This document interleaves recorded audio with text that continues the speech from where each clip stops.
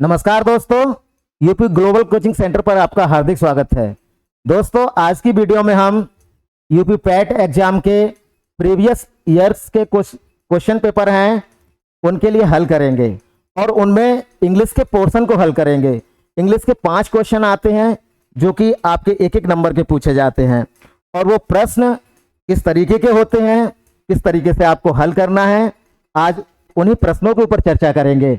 तो आप मेरे पीछे देख रहे होंगे मेरे बैग के कि आपको दिखाई दे रहा होगा कि यहाँ पर जो है ये पेपर है और इसमें वही 5 क्वेश्चन जो है इंक्लूड किए गए हैं जो आपकी स्क्रीन पर दिखाई दे रहे हैं, आपके मोबाइल की, आपकी टेलीविजन की। तो इन प्रश्नों को किस तरीके से हल करना है एग्जाम में, वो आज जो है हम चर्चा करेंगे इसी टॉपिक पर। तो सबसे पहले मैं आपको बताना चाहूँगा कि आपके लिए एक पैसेज दिया है और इसी तरीके से आपको एग्जाम में पैसेज आएगा और इससे संबंधित ये क्वेश्चन दिए जाएंगे 5 आपके लिए। वो 5 प्रश्न जो है आपको हल करने होंगे। तो सबसे पहले हमें करना क्या होता है कि प्रश्नों को हल करने से पहले उसकी थ्योरी पढ़नी होती है। तो थ्योरी आपकी ये सामने दे रखी है, यानी कि एक पैसेज दिया है, गद्यांश दिया है, इसको हम डिटेल्स में पढ़ेंगे और इसी पर आधारित वो प्रश्न होंगे, उनको हम बहुत अच्छी तरीके से हल करेंगे। तो सबसे पहले उस पैसेज की डायरेक्शंस हैं, उन डायरेक्शंस के बारे में चर्चा करते हैं। तो डायरेक्शंस पहले दिया है, डायरेक्शंस हेडिंग्स दी गई है और डायरेक्शंस का मतलब होता है दिशाएं, आप जानते हैं, लेकिन यहाँ पर निर्देश के लिए लगाया गया है। वही निर्देश या दिशाएं बात एक ही है। तो देखिए क्या कहना चाह रहा है एग्जामिनर।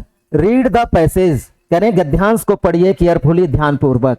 ध्यानपूर्वक इस गद्यांश को पढ़िए, पैसेज को पढ़िए बहुत ही ध्यान से।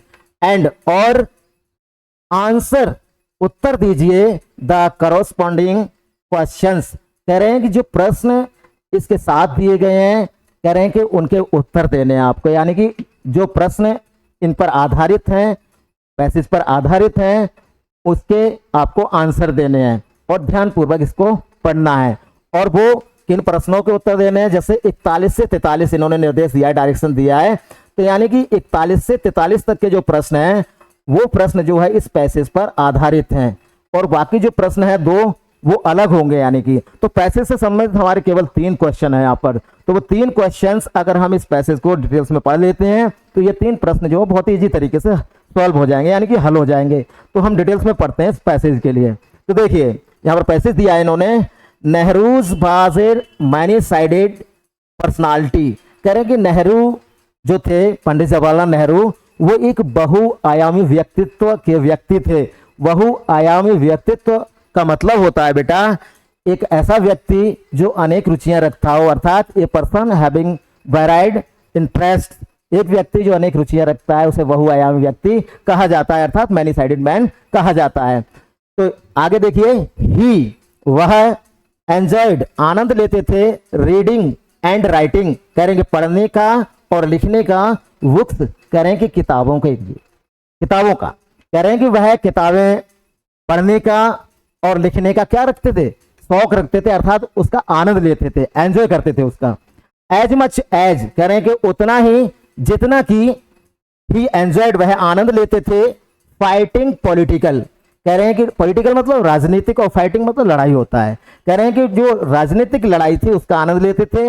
एंड सोशल एविल्स, और एविल्स का मतलब बुराई होता है, सोशल मतलब सामाजिक, और सामाजिक बुराइयों का आनंद लेते थे। और रेसिस्टिंग टायरनी, कह रहे रेसिस्टिंग टायरनी का मतलब होता है अत्याचार का विरोध करना, और वो अत्याचार का विरोध करने में आनंद लेते थे। तो ये एग्जामिनर आपसे ये कहना चाह रहा है पूरी लाइन में, पूरे यहां से लेकर यहां तक का ये जो सेंस है, मीन्स है, वो ये कहना चाह रहा है, कह रहा है कि वह किताबें लिखने और पढ़ने का आनंद लेते थे उतना ही जितना कि वह राजनीतिक लड़ाई और सामाजिक बुराई और अत्याचार का विरोध करने में लेते थे।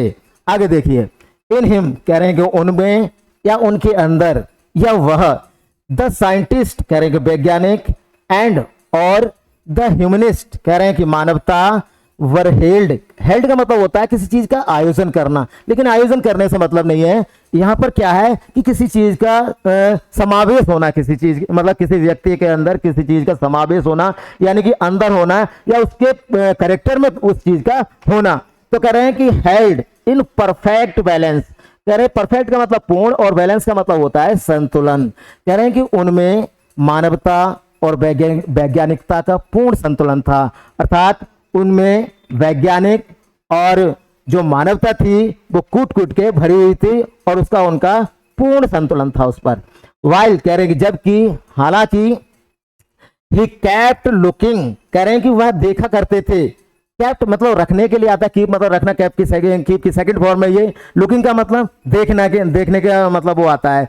लेकिन यहाँ नजर रखने के लिए भी हम लुकिंग वगैरह लगाते हैं, लेकिन यहाँ पर आप शाब्दिक अर्थ निकालिए। ये कैप्ट लुकिंग कह रहे हैं कि वे देखते थे एट सोशल प्रॉब्लम्स, कह रहे हैं कि सामाजिक समस्याओं को, from A scientific stand point, कह रहे हैं कि साइंटिफिक वैज्ञानिक, और स्टैंड पॉइंट का मतलब होता है पॉइंट ऑफ व्यू, यानी कि दृष्टिकोण। कह रहे हैं कि वो जो है, जो सामाजिक बुराइयां हैं उनको किस दृष्टि से देखते थे, किस दृष्टिकोण से देखते थे, वो वैज्ञानिक दृष्टिकोण से देखते थे, जो समाज में व्याप्त बुराइयां हैं उनके लिए।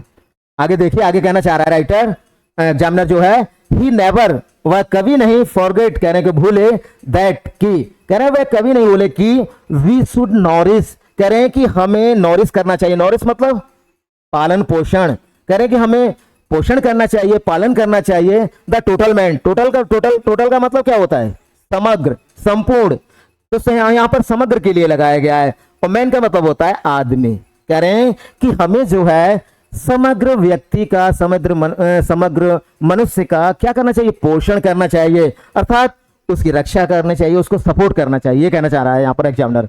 एज ए साइंटिस्ट, कह रहे हैं कि एक वैज्ञानिक के रूप में, ही रिफ्यूज्ड, कह रहे हैं कि वह, रिफ्यूज्ड का मतलब इनकार करना, टू बिलीव का मतलब होता है विश्वास करना। कह रहे हैं कि एक वैज्ञानिक के रूप में वह विश्वास करने से इनकार करते थे, मना करते। रिफ्यूज का मतलब मना करना, इनकार करना किसी चीज के लिए। तो वैज्ञानिक के रूप में वह जो है इस चीज पर विश्वास करने से मना करते थे या इनकार करते थे। कौन सी चीज पर, इन ए बेनवोलेंट का मतलब बेटा होता है परोपकारी, और पावर का मतलब होता है शक्ति। कह रहे हैं कि परोपकारी शक्ति में विश्वास करने से इनकार करते थे। कौन सी परोपकारी शक्ति, वो शक्ति इंटरेस्टेड, जो रुचि लेती थी, इन मैंस, कह रहे हैं मनुष्य के, आदमी के, अफेयर्स, कह रहे हैं मामलों में। कह रहे हैं कि वो उस परोपकारी शक्ति में विश्वास करने से मना करते थे या उससे इनकार करते थे, जो मनुष्य के जो मामले हैं उनमें रुचि लेती थी। उस शक्ति को वो मतलब मना करते थे, बिल्कुल उस पर विश्वास नहीं करते थे वो। बट लेकिन एज ए सेल्फ प्रोक्लेम्ड का मतलब होता है स्वयंभू मतलब अपने खुद। कह रहे हैं कि एक स्वयंभू के रूप में नॉन बिलीवर का मतलब होता है अविश्वासी। बिलीवर मतलब विश्वासी और नॉन बिलीवर मतलब अविश्वासी। कह रहे हैं कि एक स्वयंभू अविश्वासी के रूप में ही लव्ड, वह प्रेम करते थे। अफर्मिंग का मतलब अटूट, कह रहे हैं कि वह अटूट प्रेम करते थे। हिज फेथ, कह रहे हैं कि अपने विश्वास से, इन लाइफ, कह रहे हैं कि जीवन में, and the beauty of nature, कह रहे हैं ब्यूटी ऑफ नेचर मतलब प्रकृति की सुंदरता। कह रहे हैं कि वह प्रकृति की सुंदरता में और अपने जीवन में जो है जितना विश्वास करते थे उससे वह जो है एक अटूट प्रेम करते थे उस चीज से। वो अफर्मिंग उनमें लव था। आगे है कि चिल्ड्रन, कह रहे हैं कि बच्चे, ही, कह रहे हैं कि उन्हें एडोर्ड का मतलब लव करना, ठीक है। कह रहे हैं कि बच्चे उन्हें प्रेम करते थे, लव करते थे, एडोर्ड करते थे। अनलाइक वर्ड्सवर्थ के विपरीत, अनलाइक का मतलब जो पसंद ना हो, विपरीत, उल्टा। कह रहे हैं वर्ड्सवर्थ के विपरीत। वर्ड्सवर्थ कौन है? ये वर्ड्सवर्थ एक बेटा जो है पोएट है, ठीक है, जो कि इंग्लिश लिटरेचर में इंटर में आपकी वो उसके बारे में आपने पढ़ा भी होगा। आगे देखिए, आगे कहना चाह रहा है examiner, he did not see them, कह रहे हैं कि ही मिस उन्होंने, डिड नॉट मिस नहीं, सी मिस देखा, देम मिस उन्हें। ट्रेलिंग कह रहे हैं पीछा करते हुए, क्लाउड्स कह रहे हैं बादलों का, ऑफ ग्लोरी कह रहे हैं महानता के। कह रहे हैं कि उन्होंने उन्हें महानता के बादलों का पीछा करते हुए नहीं देखा। फ्रॉम देयर, कह रहे हैं फ्रॉम मिस से, देयर मिस उनके, रिसेंट मतलब हालिया, और सोजन का मतलब होता है निवास, प्रवास। इन हेवन कह रहे हैं कि स्वर्ग में। जो वर्ड्सवर्थ हैं उन्होंने जवाहरलाल नेहरू के बारे में थोड़ा बताया था, लिखा था, तो उन्होंने ये कहा था कि मैंने जो है पंडित जवाहरलाल नेहरू को कभी भी जो है महानता के बादलों का पीछा करते हुए नहीं देखा। उनके हालिया स्वर्ग में रहने वाले जो प्रवास थे, अर्थात स्वर्ग में, अर्थात वो मर चुके हैं, और वर्ड्सवर्थ ने उनके मरने के बाद इन लाइनों को लिखा है। तो उन्होंने ये कहा कि स्वर्ग में वो रह रहे हैं, तो वहां से उनका जो हालिया है, मतलब जो जहाँ वो रह रहे हैं, प्रवास है उनका, मतलब स्वर्ग में है, मर गए हैं वो, वहां से कभी भी जो है उनको महानता के बादलों का पीछा करते हुए उसने नहीं देखा। आगे देखिए, ही saw them, उसने उन्हें देखा। किसने? वर्ड्सवर्थ ने नेहरू को देखा। As blossoms of promise and renewal, कह रहे हैं कि एक नवीकरण पुष्पों के रूप में।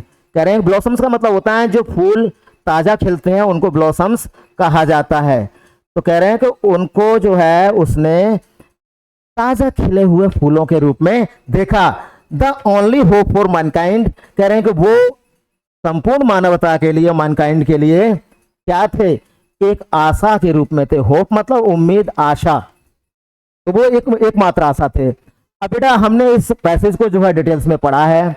अब इसके आधार पर जो क्वेश्चन होंगे उनके लिए हम अच्छी तरीके से हल कर सकते हैं। क्यों कर सकते हैं? क्योंकि हमने डिटेल्स में इसका अध्ययन किया है। अब हम देखते हैं क्वेश्चन नंबर फर्स्ट क्या कहता है।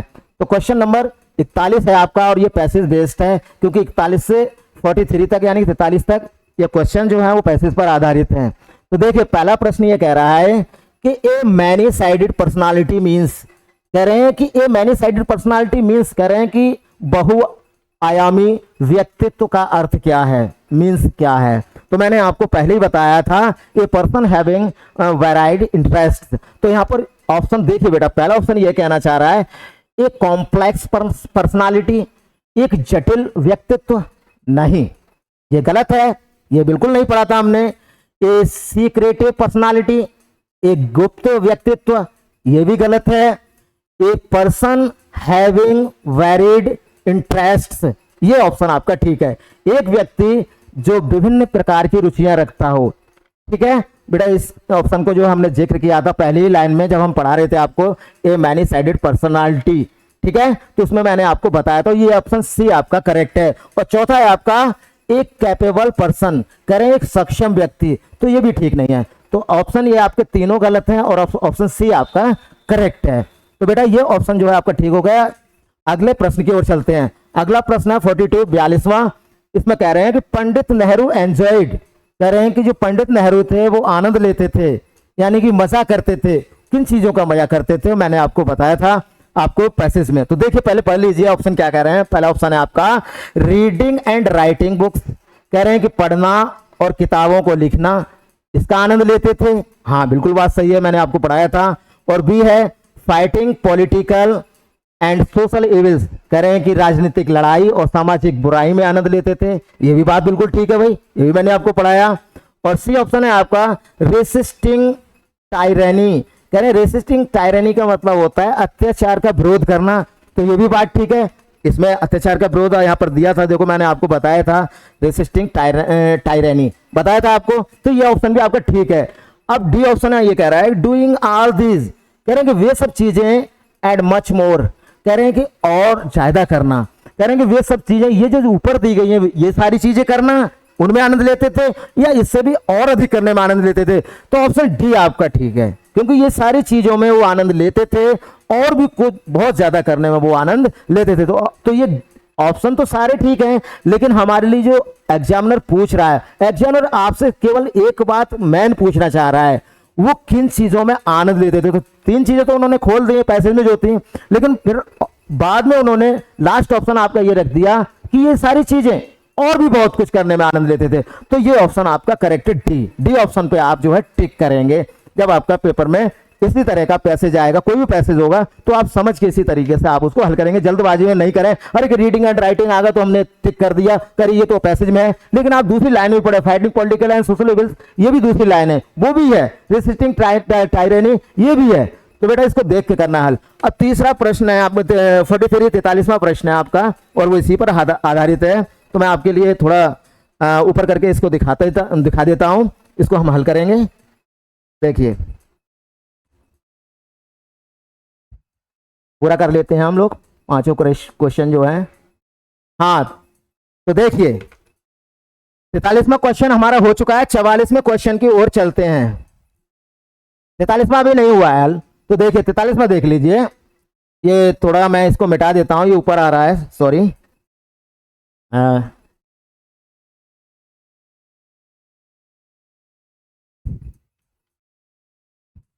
एक मिनट रुक जाइए थोड़ा।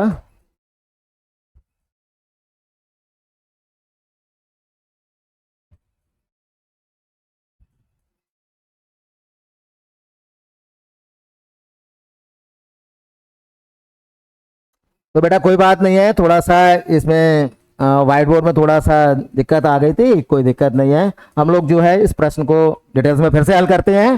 तो हम जो है 43 नंबर पर पहुंचे हैं।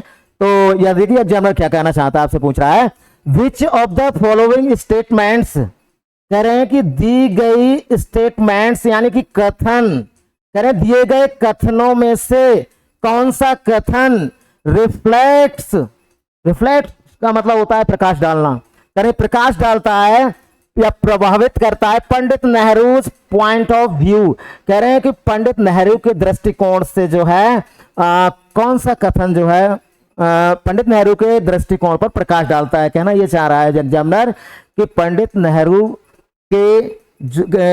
का जो दृष्टिकोण था, पॉइंट ऑफ व्यू था, उस पर इनमें से 4 कथन दिए गए हैं और इन चारों कथनों में से कौन सा कथन जो है क्या डालता है, रिफ्लेक्ट करता है यानी कि प्रभाव डालता है। तो हम देखते हैं कौन कौन से वो कथन हैं, चारों कथन को देख लीजिए।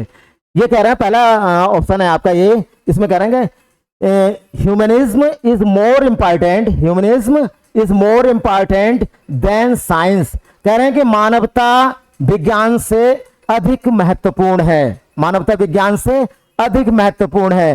क्या ये जो स्टेटमेंट है, कथन है, क्या ये पंडित नेहरू के पॉइंट ऑफ व्यू से ठीक था? नहीं, गलत है। दूसरा है हमारा वी साइंस इज सुप्रीम, कह रहे हैं कि साइंस सर्वश्रेष्ठ है, सुप्रीम है, and humanism is subordinate to it, और मानवता जो है इस पर मतलब आधारित है, सबऑर्डिनेट है, इस पर आधारित है। तो ये ऑप्शन भी आपका ठीक नहीं है। अगला है C option, science and humanism are equally important, करेंगे विज्ञान और मानवता आर मीन्स है इक्वली मतलब समान रूप से, और इंपॉर्टेंट मतलब महत्वपूर्ण, आवश्यक, करें विज्ञान और मानवता समान रूप से आवश्यक है। यस, उनका पॉइंट ऑफ व्यू यही था पंडित नेहरू का कि विज्ञान और मानवता जो है वो समान रूप से मनुष्य के लिए महत्वपूर्ण है। तो इसलिए जो है ऑप्शन आपका सी करेक्ट है। यहां पर अगला दिया है, there is no common ground between science and humanism, कह रहे हैं कि विज्ञान और मानवता के बीच में कोई सामान्य आधार नहीं है, जमीन नहीं है, ग्राउंड नहीं है। तो ये ऑप्शन आपका गलत है। तो अब ये देखे आपने 3 प्रश्न जो इस पैसेज पर आधारित थे और वो हमने हल किए। अब 2 प्रश्न जो है बेटा आपके वोकैबुलरी से संबंधित आएंगे। वोकैबुलरी में आप जानते ही हैं ये एंटोनियम्स हो गए, सिनोनिम्स हो गए, वन वर्ड सब्स्टिट्यूशन हो गया, और इन तीनों चीज़ों से ही प्रश्न उठाए जाते हैं। लेकिन यहाँ पर आप देख रहे हैं कि सिनोनियम दिया है अगले प्रश्न में, और लास्ट प्रश्न है उसमें एंटोनियम दिया है। तो यहाँ पर पर्यायवाची की बात की गई है और एक विलोम शब्द की बात की गई है। तो सबसे पहले जो हम 44 को हल करने जा रहे हैं 44वें प्रश्न के लिए। तो ये एग्जामिनर यहाँ पर कह रहा है कि गिव सिनोनियम, कह रहे हैं कि पर्यायवाची दीजिए फॉर द फॉलोइंग, कह रहे हैं कि जो दिए गए ऑप्शन हैं, जो दिए गए हैं उनके लिए आपको पर्यायवाची देना है, अर्थात जो 4 ऑप्शन दिए गए हैं उनके लिए आपको एक पर्यायवाची देना नीचे दिया गया है। तो कौन सा पर्यायवाची किसका देना है वो देखिए। फेमस, फेमस का मतलब होता है लोकप्रिय, लोकप्रिय मतलब प्रसिद्ध। अब इसका हमें पर्यायवाची, पर्यायवाची मतलब बिल्कुल समान, जो जिसका अर्थ समान निकले, ठीक है। जैसे फेमस का मतलब प्रसिद्ध हो गया, लोकप्रिय हो गया। अब इन ऑप्शन को हम पढ़ते हैं, ऑप्शन में से कौन सा इसका सही बैठ रहा है। आफुल, आफुल का मतलब होता है बेटा डरावना, फियरफुल, भयानक को हम आफुल कहते हैं, तो ये तो है नहीं। पुअर का मतलब होता है बेटा गरीब, गरीब का मतलब तो गरीब से कोई संबंधित नहीं है फेमस का, तो ये भी गलत है। और अगला आपका सी ऑप्शन है पॉपुलर, पॉपुलर, पॉपुलर का मतलब होता है लोकप्रिय या प्रसिद्ध होना। तो आपका ऑप्शन सी करेक्ट है यहाँ पर, लोकप्रिय, ये पॉपुलर, फेमस, ये आपका जो है पर्यायवाची होगा फेमस का पॉपुलर। और डी है स्टडी, स्टडी का मतलब होता है नियमित, नियमित का कोई मतलब नहीं रह रहा है यहाँ पर, तो आपका गारंटी से ऑप्शन सी ठीक है। अगले प्रश्न की ओर चलते हैं। अगला प्रश्न है आपका 45वां प्रश्न है, और इसमें कहा गया है कि give antonym for the following. करें कि दिए गए शब्द के लिए क्या देना है आपको, विलोम शब्द देना है, ठीक है, विलोम देना है उसके लिए। तो इससे पहले थोड़ा सा मैं आपको बताना चाहूँगा, आप सभी स्टूडेंट्स जो है यूपी ग्लोबल कोचिंग सेंटर से तैयारी कर ही रहे हैं और एग्ज़ाम जो है नज़दीक आने वाला है, तो मैं आपको बताना चाहूँगा कि इंग्लिश से अलग भी जो भाग हैं, हिंदी है आपकी, जीएस वगैरह है, साइंस वगैरह है, मैथ्स है, इनके भी लेक्चर्स बेटा आपके शुरू हो रहे हैं और लगातार जो है आपकी क्लासेस चलेंगी। तो आप चैनल पर जो है इसी तरह से बने रहें, और जितनी आप कंसिस्टेंसी रखेंगे हमको भी जो है पढ़ाने में बहुत अच्छा लगेगा। बेटा हम आपके लिए मेहनत कर रहे हैं। तो हम जो है अब इस प्रश्न की ओर चलते हैं। गिव एंटोनियम, करेंगे विलोम शब्द हमें देना है। अब किसके लिए देना है, ट्रांसपेरेंट। ट्रांसपेरेंट का मतलब होता है बेटा मैं आपको बताऊं, पारदर्शी। क्या होता है, पारदर्शी। एक ऐसी चीज जिसके हम आर पार देख सकते हैं, वो ट्रांसपेरेंट होती है। अब ट्रांसपेरेंट का आपको उल्टा देखना है, ठीक है, और चारों ऑप्शन को आपको समझना होगा, उसके बाद जो है आप उसको हल करेंगे। तो सबसे पहला दिया है ऑप्शन ए, ओबीएस। ओबीएस का मतलब बेटा आप जानते हैं, ओबीएस का मतलब होता है स्पष्ट। क्या होता है, स्पष्ट होता है। और लिम्पिड, लिम्पिड भी बेटा स्पष्ट के लिए ही आता है। और ऑप्शन सी है आपका ओपिक्यू। ओपिक्यू का मतलब होता है अपारदर्शी। क्या होता है, अपारदर्शी। तो इसलिए ये ऊपर दिया, ट्रांसपेरेंट का मतलब पारदर्शी, ओपिक्यू का मतलब होता है अपारदर्शी। और डी ऑप्शन है आपका क्लियर। क्लियर का मतलब होता है साफ, स्वच्छ।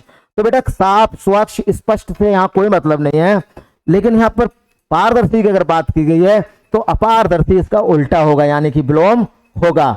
तो बेटा हमने देखा कि ये जो पांचों प्रश्न थे हमने कितनी अच्छी तरीके से हल कर लिए। तो बेटा जो 2022 के सेट्स हैं, 2021 के और भी जो सेट्स रह गए हैं, मैं चाहूँगा कि मैं आपके लिए सारे क्वेश्चन को इंक्लूड करके और डिटेल्स में इसी तरीके से मैं हल कराऊं।